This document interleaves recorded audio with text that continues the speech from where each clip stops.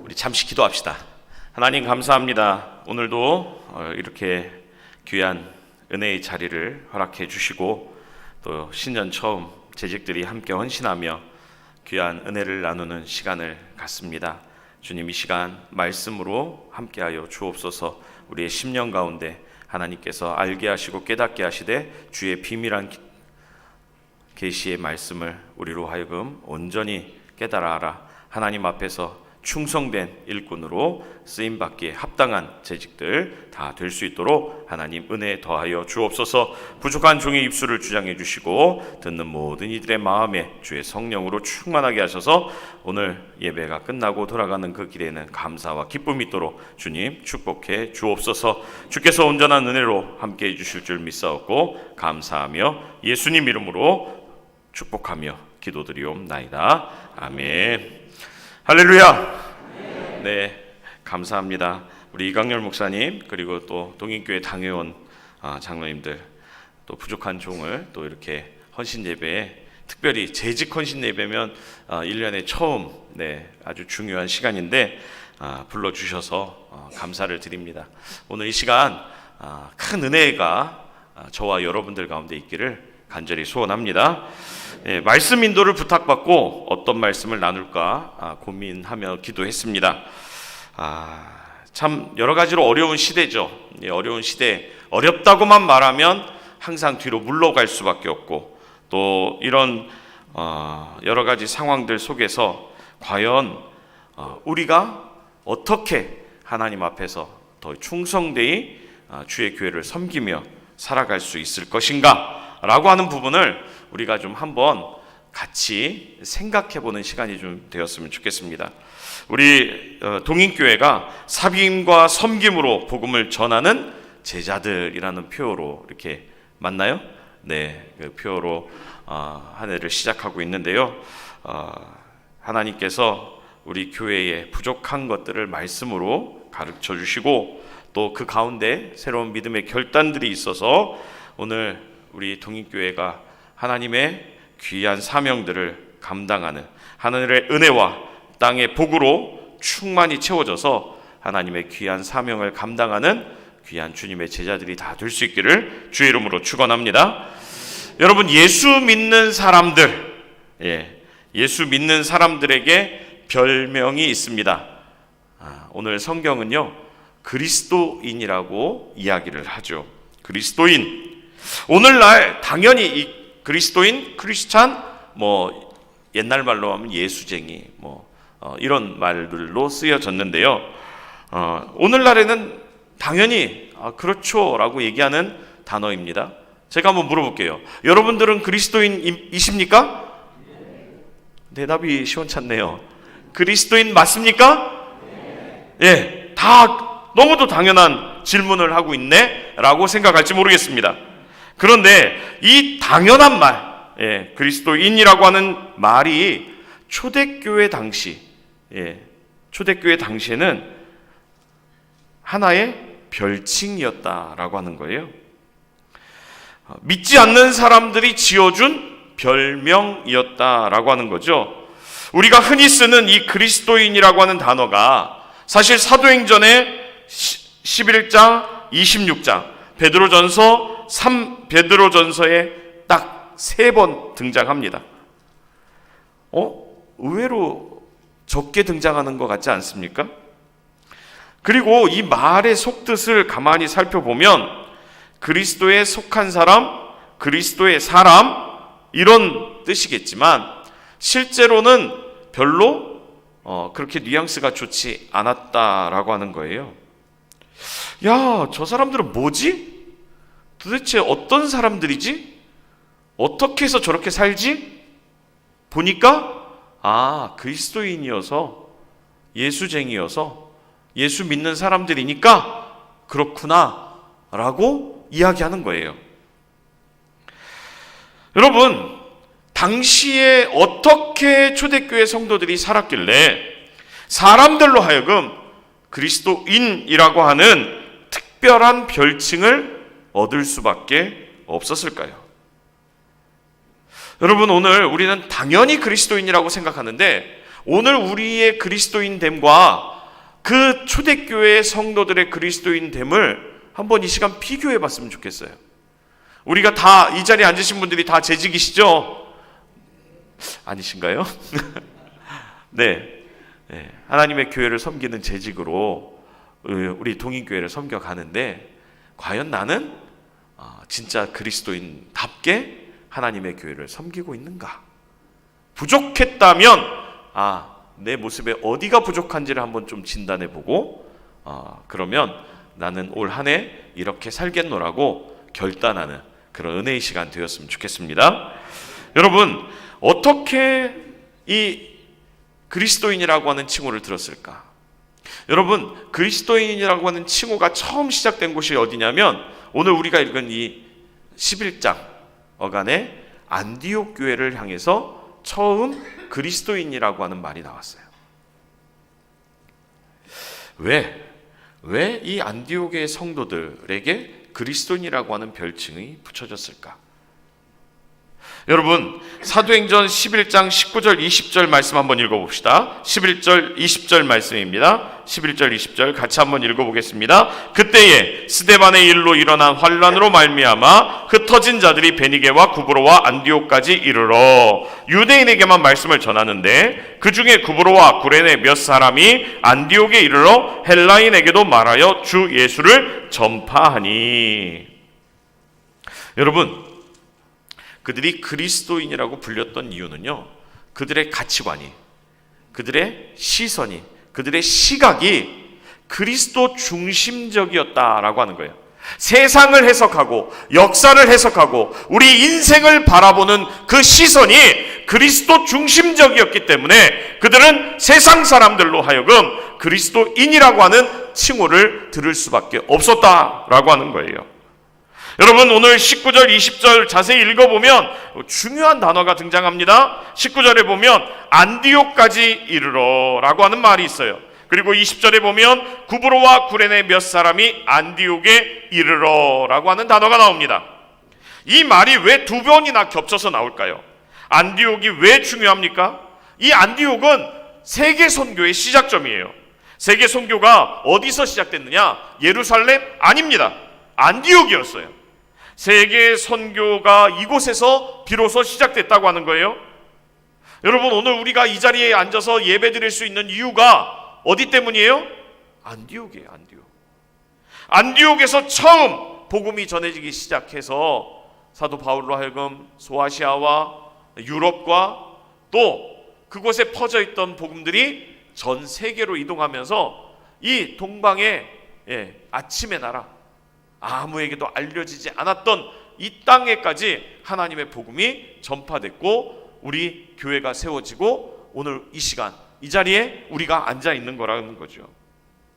여러분, 안디옥 교회로 말미암아 처음 복음이 세계로 퍼져나가기 시작합니다. 세계 선교를 시작한, 세계 선교를 가능케 했던 안디옥 교회. 여러분, 그 안디옥 교회 누가 세웠습니까? 누가 세웠습니까? 네? 누가 세웠어요? 답이 안 나오는데. 19절 봅시다. 19절에 같이 읽어보겠습니다. 그때에 스데반의 일로 환란을 인하여 흩어진 자들이, 누가요? 흩어진 자들이. 세계 선교를 감당한 안디옥 교회, 이 중요한 교회를 세운 설립자들이 누구냐? 사도 바울 아닙니다. 사도 베드로 아닙니다. 바로 흩어진 사람들이었어요. 이 흩어진 사람들이 누구냐? 구체적으로 한번 좀 살펴봅시다. 사도행전 8장 1절로 가면 이렇게 나와 있습니다. 사울은 그가 죽임을 당함을 마땅히 여기더라. 그날에 예루살렘에 있는 교회에 큰 박해가 있어 사도 외에 다 유대와 사마리아 모든 땅으로 흩어지니라. 여러분, 스데반이 죽던 날 사울이 그 자리에 함께 있었습니다. 사울은요, 스데반의 죽임 당함을 마땅히 여겼다고 돼 있어요. 그런데 그 선에서 그치는 게 아니라, 스데반의 죽음으로 끝나는 게 아니라, 그 당시 스데반이 죽고 난 다음에 예루살렘에 있는 교회에 큰 박해가 일어났대요. 여러분, 예루살렘 교회가 오순절 성령 강림 사건이 일어나고 나서 그 처음의 시작은 120명 문도로 시작했지만 어떻게 해요? 120 문도로 시작했지만 오순절 성령 강림 사건이 일어나고 베드로가 나가서 복음 전하고 난 다음에 3,000명, 5,000명 회개하고 돌아왔습니다. 말이 3,000명, 5,000명이지 120명 교회가 10,000명이 넘는 교회로 바뀐 거예요. 그 큰 교회가 스데반의 일로 말미암아 박해를 당하고 유대와 사마리아 전체로 흩어지는 일이 벌어졌습니다. 그런데 이 사람들이 유대와 사마리아로만 흩어졌을까요? 아닙니다. 정처 없이 목숨을 구하기 위해서 계속해서 흩어져 나갔어요. 오늘 19절에 보면 이 사람들이 흩어져 나갔다라고 얘기해요. 그 사람들이 바로 이 사람들입니다. 여러분 사도행전 8장 4절에 보면 이렇게 나와요. 문제는 이 사람들이 다 흩어졌는데 흩어지면서 뭐 했어요? 그 흩어진 사람들이 두루다니며 복음의 말씀을 전했다라고 돼 있어요. 여러분 여기서 왜 흩어졌습니까? 예루살렘 교회가 풍비박산이 났어요. 예. 저희 교회는 74년 됐습니다. 49년도에 세워진 교회예요. 성북교회가. 근데 49년도에 세워졌는데 50년에 뭐가 났죠? 전쟁이 났어요. 49년도에 세워졌는데 50년에 전쟁이 나면서 흩어져 버렸어요. 그런 거예요. 박해가 일어나니까 교회가 있을 수 없어서 전 성도들이 다 흩어졌어요. 전쟁이 끝나고 나서 다시 서울로 귀환한 성도들이 모여서 다시 교회를 시작합니다. 그래서 53년도부터 다시 시작을 해요. 여러분 지금 이 예루살렘에 있는 교회가 왜 흩어졌어요? 이들은 살기 위해 흩어졌어요. 목숨을 건지기 위해 할 수 없이 도망갔다는 거예요. 집도 버리고 논도 버리고 가구도 버리고 재산도 버리고 목숨을 구하기 위해 단신으로 곳곳으로 흩어져 갔어요. 이유는 하나예요. 뭐 때문에? 예수 믿는다고. 여러분 예수 믿는다고 흩어졌습니다. 죽지 않기 위해 살기 위해 도망쳤어요. 그러면 여러분 같으면 어떻게 하겠습니까? 아 그래도 나는 예수님 믿을래. 죽을 때까지 예수님 믿을 거야. 이런 마음 들겠습니까? 가족 다 뿔뿔이 흩어졌죠. 집도 사라졌죠. 재산도 없어졌습니다. 가는 곳마다 구걸해서 먹고 살아야 돼요. 이 얼마나 불행한 일입니까? 아마도 우리였다면 여러분들은 또 믿음이 좋으니까 저 같았다면 좀 원망이 생겼을 것 같아요. 내가 뭐 한다고. 네. 근데 그렇게 겨우 목숨 부지하며 살았던 사람들인데 예수 믿는 것 때문에 죽다가 살아났는데 어쩌면 원망과 불평 속에서 한평생 원망하며 살 것 같았는데 이들이 뭐 했습니까? 8장 4절에 보니까 흩어지는 곳마다 뭐 했다고요? 복음 전했어요. 여러분 19절 마지막입니다. 안디옥까지 이르러 유대인에게만 말씀을 전하는데 라고 돼 있어요. 근데 20절에 가니까 뭐라고 돼요? 헬라인에게도 주 예수를 전파했다라고 나옵니다. 아마 19절에는 이 흩어진 유대인들이 좀 무서웠던 것 같아요. 헬라인에게 복음 전하다가 잘못하면 이단자로 찍히고 뭐 이러면 또 어떤 일을 당할지 모르니까 그래도 같은 동족인 유대인들에게만 주로. 사도 바울도 실제로 1차, 2차 전도여행할 때 2차, 3차 전도여행할 때 대부분 다 그랬어요. 유대교 회당을 중심으로 복음을 전했어요. 그런데 2차 전도여행하면서 유럽으로 넘어갔죠. 그리스로 넘어가면서 그때부터 이방인들에게 전파하기 시작을 합니다. 실제로 사도행전을 이렇게 가만히 읽어보면요, 복음의 위대한 역사들이 등장하고 있는데 여러분 가만히 아무리 생각해봐도 이 사람들도 흩어지면서 겁이 좀 났던 것 같아요. 그러니 누구에게? 그래도 친근한 유대인들에게 먼저 복음을 전했던 것 같아요. 그런데 복음의 역사가 나타나는 거예요. 흩어져서 복음을 전하는데 전하는 사람들마다 예수를 믿어요. 교회가 생겨나요. 이런 상황들을 직면하니까 어때요? 힘을 얻었죠. 그래서 누구에게? 헬라인에게도 주 예수를 전파하기 시작합니다. 여러분 그냥 여기는 성경에 딱 두 줄 나와 있는 내용인데요, 그냥 우리가 읽으면서 지나갈 내용이 아니라는 거예요. 예수 믿는 거 하나 때문에 고향 떠나고 재산 잃어버리고 친척도 잃어버렸습니다. 수많은 환난을 당해서 여러분, 한국보다 더 먼 만주까지, 예, 여러분, 한국에서 만주보다 더 먼 거리가 예루살렘에서 안디옥까지 가는 길이에요. 그런데 그렇게 도망간 사람들이 도망가서 뭐 했어요? 예수를 전파했대요. 정처 없이 이방인으로 나설 때 얼마나 불안하겠습니까? 도와줄 사람 아무도 없어요. 네, 뭐 경찰권이 있었겠습니까? 행정이 제대로 집행됐겠습니까? 그 사람들 보호해 줄 수 있는 울타리 아무것도 없어요. 그런데 그렇게 그들이 떠돌면서 깨달은 게 있어요. 왜 우리가 여기에 와 있는가? 여러분, 그들을 향한 하나님의 인도하심을 그들이 깨닫기 시작합니다. 내가 왜 이 고생을 해야 하는가? 나는 왜 내 전 재산을 다 잃어버렸는가? 나는 왜 내 직업을 포기해야 했는가? 무엇 때문에 여기 왔는가? 그런 질문들이 안 들겠어요? 내가 뭐 때문에 이런 고생을 사서 하지? 이런 생각 안 들겠습니까? 그냥 편안하게 유대교 믿고 그냥 가만히 예루살렘에서 잘 먹고 잘 살 텐데 왜 이런 고생을 내가 사서 하는 거지? 이런 생각 안 들었겠어요? 그런데 그렇게 고민하며 질문에 대한 답을 찾았을 때 하나님께서 그들에게 은혜를 베풀어 주셨다는 거예요. 그들이 인생의 의미를 찾기 시작합니다. 하나님의 뜻을 발견해요. 그리고는 전도하기 시작합니다. 놀라운 일입니다.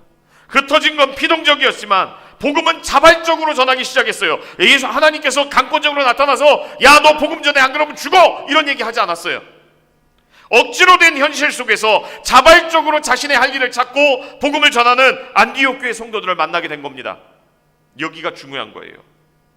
여러분, 우리의 운명이 어떻게 주어졌는지, 지금 우리가 왜 이런 현실 속에 있는지 그거 중요하지 않습니다. 환경이 지금 불행한 거 아닌가? 그거 중요하지 않습니다. 중요한 것은 이 현실 속에서 하나님은 오늘 나에게 어떻게 행하기를 원하시는가? 라고 하는 질문입니다. 대부분의 사람들은 환경의 노예로 삽니다. 주어진 환경과 현실에 따라 울고 웃습니다. 환경이 불행해지면 울죠. 환경이 조금 좋아지면 웃습니다. 시간이 흘러가는 대로 환경의 조건대로 따라가는 거죠. 그러나 오늘 시대를 앞장선 역사의 주인공들은 그렇게 살지 않습니다. 고난과 핍박 속에서도 하나님의 부르심과 그 뜻을 발견해요. 하나님이 사용하신 사람들을 한번 관찰해 봅시다. 역사를 바꾼 그들은 한 번도 자신을 환경과 상황의 노예가 된 적이 없어요. 여러분, 요셉을 보세요. 요셉이 왜 팔렸습니까? 왜 애굽에 갔습니까? 자기가 원했어요? 나 가고 싶다고 했습니까? 아니잖아요. 살기 싫어서 애굽에 간 거 아닙니다. 형들에게 억지로 노예로 팔려간 거죠. 그런데 요셉이 총리가 돼서 그 형들을 만났을 때 뭐라고 합니까? 당신들 때문에 내가 이 고생을 하고 이 모진 고난을 당했어. 두고 봐. 이렇게 얘기했습니까? 아니죠. 형들이 나를 판 것이 아니요 하나님이 생명을 구원하시려고 당신들 앞서 나를 보냈습니다 라고 얘기합니다. 당신들은 나를 팔았다고 생각하지만 하나님은 나를 이곳에 먼저 보내셨어요. 당신들을 구원하려고 하나님이 나를 먼저 보내신 거예요. 애굽에 올 때는 억지로 끌려왔지만 애굽에 와서 생활할 때 자발적으로 살았다고 하는 걸 보여주고 있습니다. 능동적으로 대처했어요. 하나님이 왜 나에게 이런 환경을 주셨는가? 묵상하는 가운데 보디발의 집에서 최선을 다했고요, 감옥에서도 최선을 다했습니다. 훗날 우리가 알듯이 하나님은 그를 애굽 역사의 한 주인공으로 삼아 주셨다고 하는 거예요. 여러분, 안디옥 교회 성도들이 그랬습니다. 이 흩어진 자들이 그랬어요. 그들은 이름도 없습니다. 그저 흩어진 자들입니다. 억지로 쫓겨난 자들이에요. 핍박받아 재산을 잃어버린 사람들입니다. 우리말로 얘기하면 그냥 알거지들이에요. 알거지들. 아무것도 없는 사람들, 구걸을 해서 먹고 살 수밖에 없는 사람들, 도움이 없이는 살 수 없는 사람들, 수많은 친척들 다 잃어버린 그런 비참한 사람들이 바로 이 안디옥 사람들이었어요. 그런데 성경은 말합니다. 그들에게는 자발적으로 하는 일이 있었다. 뭐예요? 하나님이 나를 이곳에 보내신 거다라고 생각하니까 왜 보내셨냐? 아, 나로 하여금 복음 전하게 하시려고 하는구나. 안디옥에 이르른 흩어진 자들이 그걸 깨달은 거예요. 그렇게 그들의 생각이 변화되고 그들의 시각이 바뀌고 나니까 불행해 보이던 인생이 얼마나 놀라운 조건인지, 복음을 전하기 위해 이보다 더 좋은 조건이 어디 있습니까? 여러분, 직업이 있으면 교회 오고 싶을 때 마음대로 오나요? 일이 바쁜데, 해야 할 일들이 많은데 기도는 마음대로 할 수 있습니까? 할 수 없죠. 교회 봉사를 하고 싶어도, 복음을 전하고 싶어도 직장 때문에 못하는 사람 얼마나 많습니까? 근데요, 집도 없고 직업도 잃어보니까 할 일이 없는 거예요. 하루 24시간 내내 복음 전할 수밖에 없어요. 여러분, 안디옥이 복음화된 게 우연이 아닙니다. 하나님이 이들을 흩으신 거예요. 이거 우연 아닙니다. 여러분, 우리 인생에 우연이라고 존재하지 않습니다. 어떤 사람들은 재수가 없어서 내가 왜 저런 사람을 만나갖고 이런 고생을 하나, 이런 생각할지 모르겠습니다. 아니에요. 우리 인생은 하나님의 섭리와 주관 속에 움직이는 줄 믿으시기 바랍니다. 여러분, 이 흩어진 사람들, 이 사람들에 의해서 안디옥이 복음화됩니다. 당시 안디옥에는 한 50만 명 정도의 인구가 있었다고 그래요. 근데 그 중에 7분의 1, 7명 중에 하나가 헬라파 유대인들이었습니다. 여러분, 이 흩어진 자들이 누굽니까? 바로 헬라파 유대인들이었어요. 이 사람들이 이 히브리 유대인들에 의해서 핍박을 받으니까 그들이 다 흩어진 거예요. 이 사람들은 헬라어에 능통한 사람들이죠. 그래서 소아시아의 안디옥에 도망왔던 거예요. 그리고 그들로 하여금 복음의 역사가 나타나기 시작합니다. 안디옥이 복음화됐어요. 안디옥이 복음화된 거는 그 안디옥을 통해서 세계가 복음화되었다는 신호이기도 한 거죠. 여러분, 안디옥의 복음화가 어떻게 이루어졌어요? 흩어진 자들 때문에. 여러분, 오늘 재산 잃어버리고 직업 잃어버리고 엄청난 재앙과 고난 속에 도망 나온 사람들이 있다면 그들이 과연 어떻게 했을까? 여러분, 다른 사람 비교할 필요 없이요, 나를 한번 대입해서 한번 생각해 보십시오.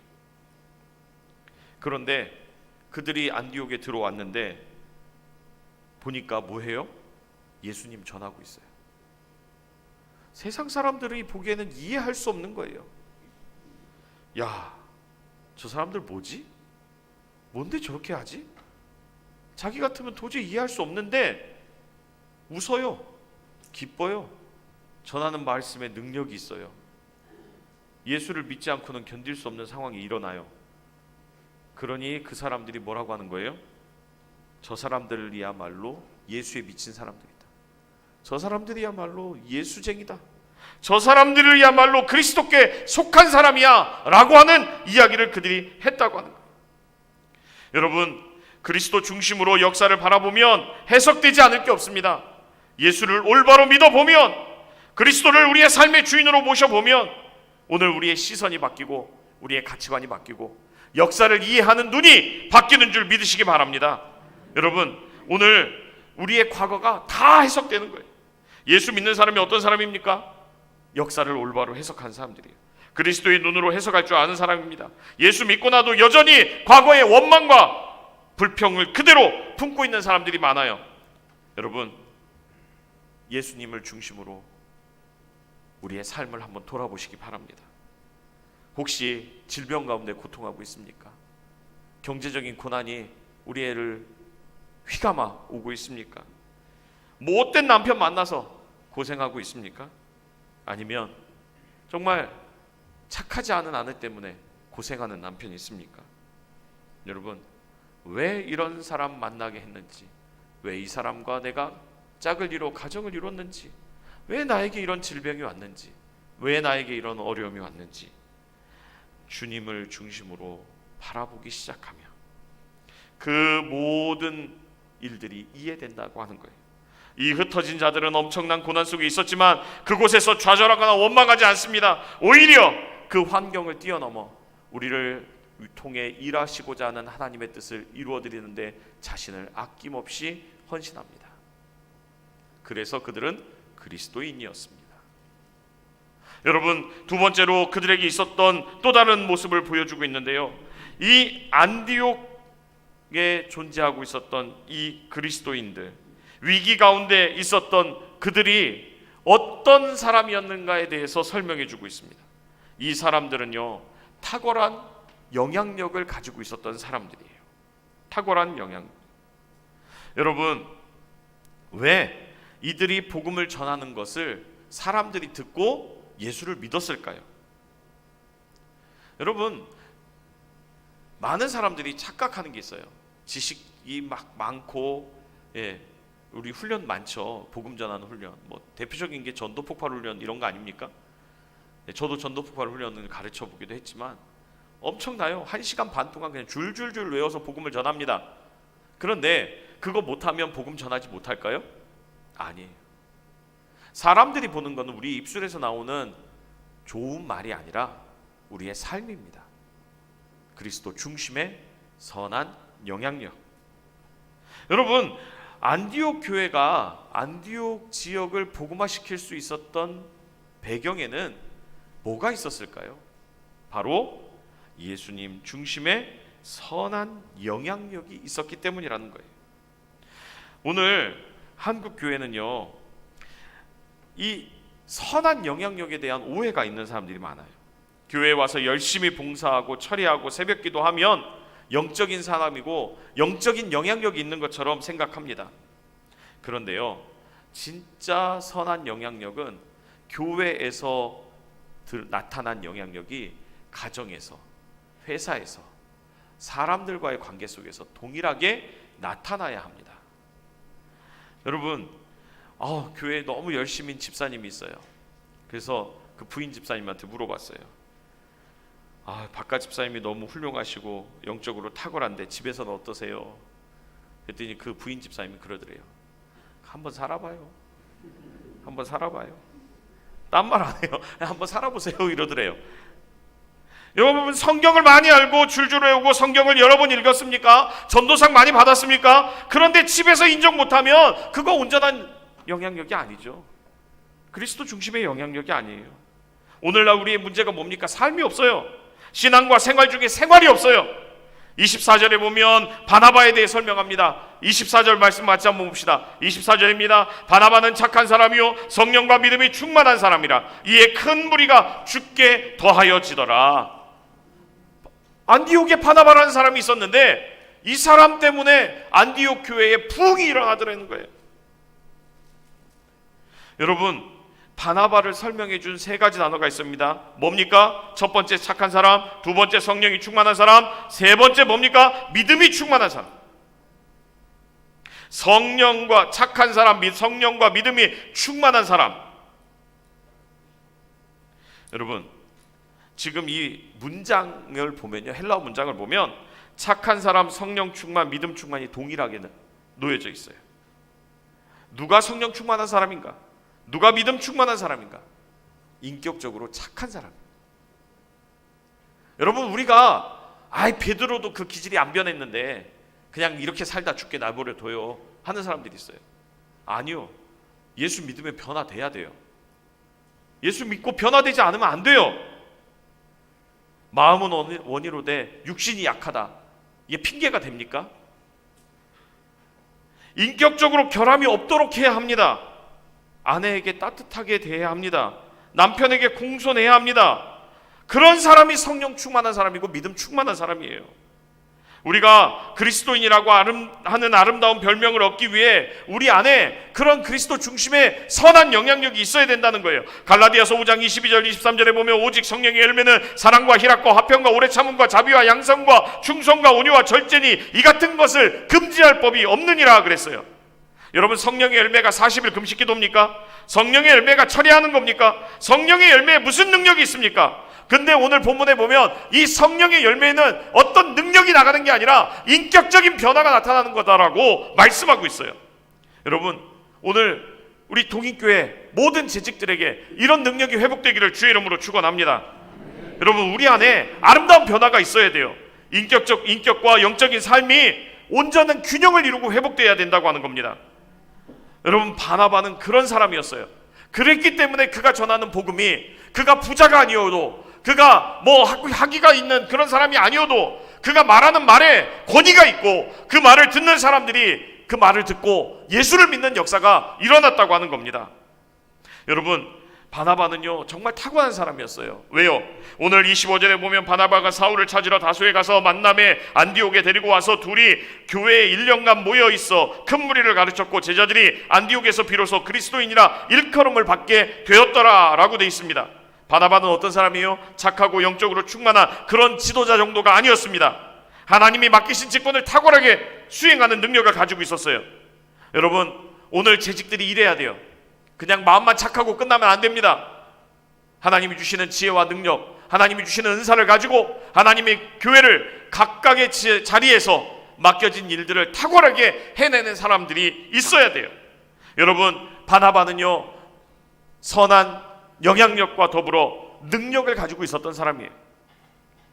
자기가 보니까 안디옥에 막 붕이 일어나거든요. 자기 혼자 이 성도들을 가르칠 수가 없는 거예요. 그래서 사람들을 다 제쳐놓고 누굴요? 바울을 데려온 겁니다. 다소에 가서 불러왔어요. 그리고 둘이 함께 1년간 안디옥에서 말씀을 가르쳐요. 여러분, 바울이 뭐 하던 사람이에요? 스데반 죽일 때 옆에서 그거 증인으로 섰던 사람이에요. 바울이 왜 다메섹으로 갔어요? 예수 믿는 사람 잡아서 핍박하려고. 그런 바울이었는데 그가 예수 믿고 회개했다고 들었을 때 오늘 바나바는요 이 바울을 안디옥의 성도들을 가르치는 일에 그를 부릅니다. 그를 포용해요. 그리고 그로 하여금 일할 수 있게 길을 열어주고요, 그렇게 함께 동역하면서 교회 일을 잘 감당해요. 여러분, 나 아니면 안 된다고 하는 독불장군식의 리더십은 안 됩니다. 모두가 함께 협력하며 동역하며 함께 하나님의 교회를 세워가는 거예요. 그게 교회가 건강해지는 비결입니다. 나를 이렇게 박대해? 잘 되나 보자. 뒤로 막 삐져서 뒤에서 막 이렇게 막 하면 자기도 망하고 남도 망하게 하는 일이에요. 하나님의 교회가 건강하게 세워지고 성도로 그리스도인으로 하나님께 인정받는 착한 사람이 되기 위해서는 오늘 우리 안에 그런 기능적 리더십도 가지고 있어야 돼요. 영적인 리더십과 더불어 기능적 리더십. 착한 사람, 믿음과 성령이 충만한 사람, 더불어 자기에게 맡겨진 일들을 능력으로 감당하는 사람. 이런 사람이 안디옥 교회에 있었기에 안디옥 교회가 그리스도인이라고 불리워지는 그런 역사가 일어났던 거예요. 마지막으로 하나 더 생각해 보면요, 27절부터 30절까지 말씀입니다. 같이 한번 읽어봅시다. 27절부터 30절입니다. 27절부터 30절까지 말씀 같이 한번 읽어봅시다. 그때에 선지자들이 예루살렘에서 안디옥에 이르니 그 중에 아가보라 하는 한 사람이 일어나 성령으로 말하되 천하에 큰 흉년이 들리라 하더니 글라우디오 때에 그렇게 되니라. 제자들이 각각 그 힘대로 유대에 사는 형제들에게 부조를 보내기로 작정하고 이를 실행하여 바나바와 사울의 손으로 장로들에게 보내니라. 여러분, 지금 마지막으로 이 안디옥교가 가지고 있었던 특징이 뭐냐?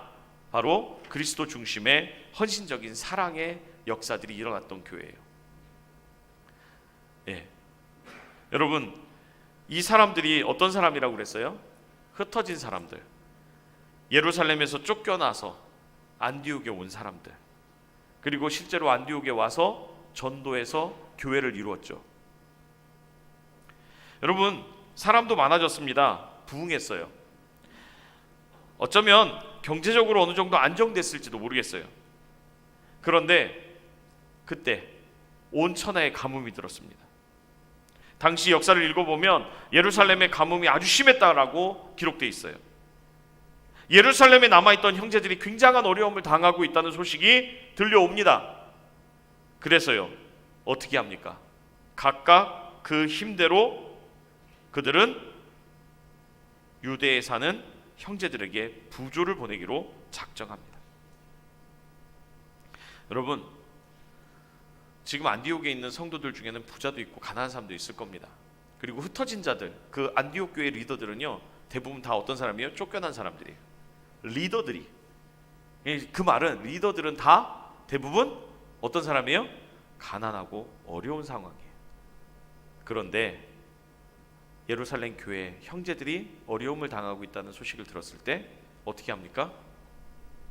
각각 그 힘 닿는 대로, 각각 그 힘대로, 조금 도운 게 아니라 각각 그 힘대로 할 수 있는 만큼 그렇게 도왔다는 거예요. 여러분, 주님의 사랑은요, 말로, 립 서비스로 되는 게 아닙니다. 우리의 희생과 우리의 헌신이 담겨 있을 때 비로소 그리스도의 사랑이죠. 예수님이 어떻게 돌아가셨어요? 우리 때문에 돌아가신 거 아니에요? 우리 때문에 하나님이신 예수님이 인간으로 이 땅에 오셔서 자신을 십자가에 내어주시며 물과 피를 다 쏟기까지 우리를 사랑해 주셨잖아요. 그 헌신, 그 희생, 우리는 주의 이름으로 사랑합니다 말은 잘해요. 근데 뭔 안 해요? 희생하기 싫어해요. 헌신하기 싫어합니다. 최근에 그런 일이 있었어요. 보니까 내가 감당해야 할 일들이 점점 무거워지는 거예요. 주변에 친구들은 없고 점점 더 이렇게 교회 안에 부담이 온대요. 그러니까 나는 여기서 더 이상 헌신하기 싫어. 더 큰 교회 갈 거야. 그러고 가버렸어요. 청년 하나가 진짜 마음이 아팠어요. 어릴 때부터 교회에서 자라서, 나고 자라서 이렇게 쭉 컸던 친구인데 이제는 자기밖에 없네. 내가 제일 청년부 어른이네. 이제 내가 이 아이들을 돌봐야 되는데, 시간도 드리고 물질도 드리고 헌신해야 되는데, 싫어. 그냥 큰 교회 가서 편하게 신앙생활 할래. 그럼 갔어요.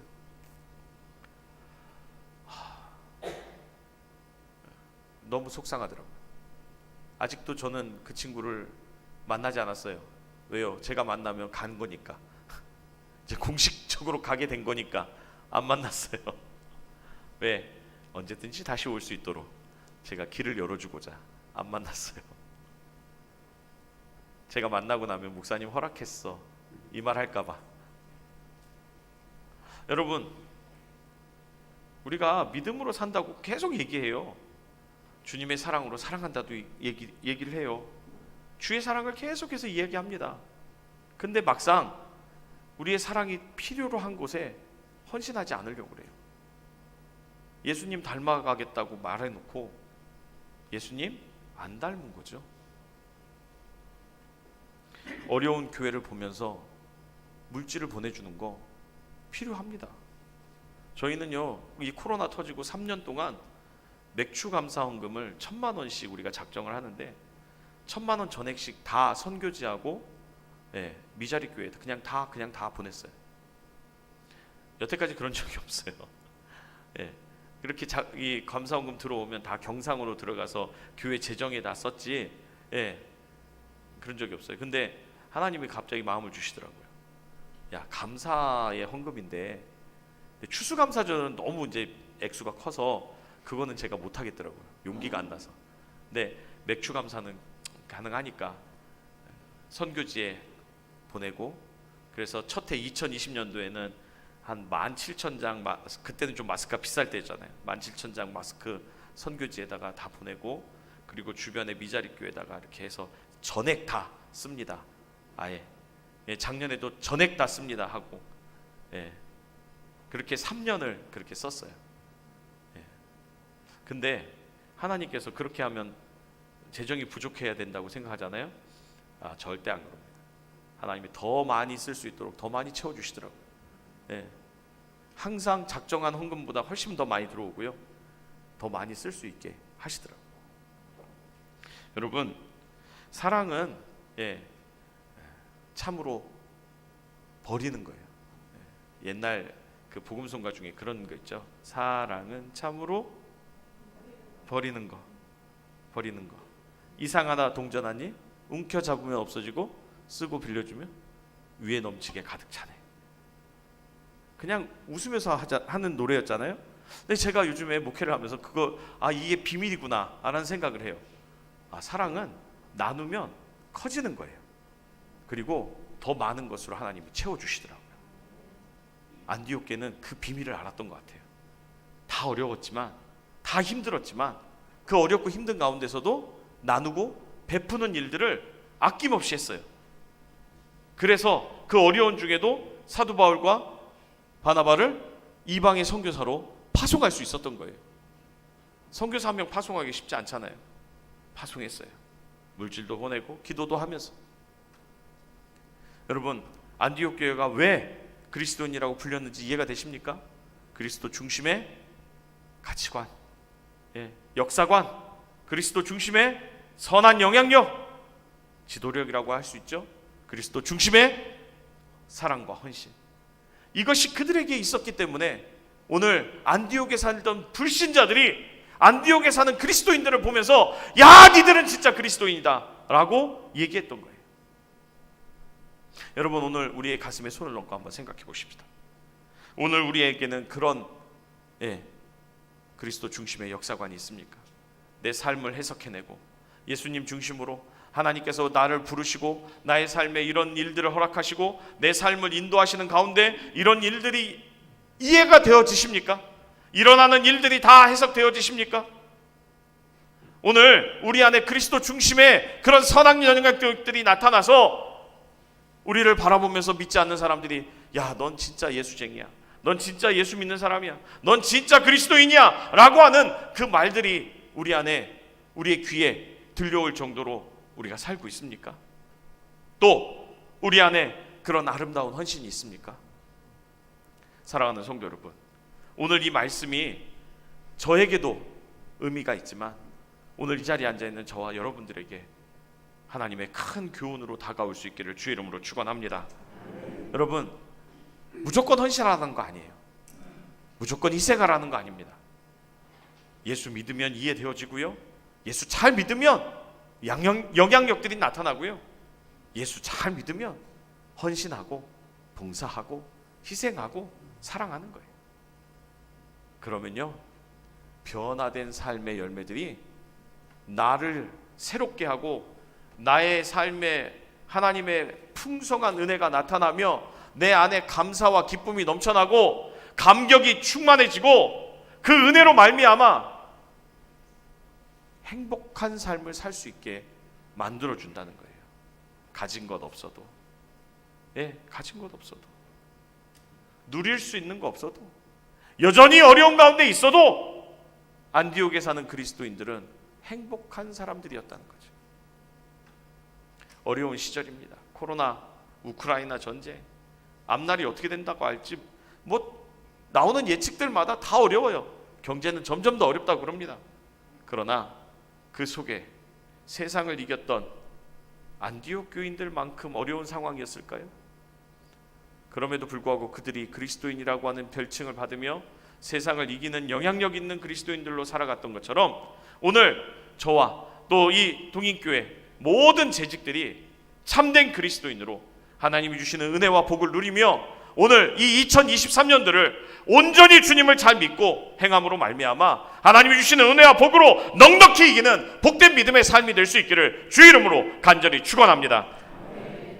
아멘이 작은데요. 축원합니다. 기도하겠습니다. 하나님 감사합니다. 오늘도 은혜 가운데 주의 말씀을 듣습니다. 연약한 저희들을 일깨워 주셔서 감사합니다.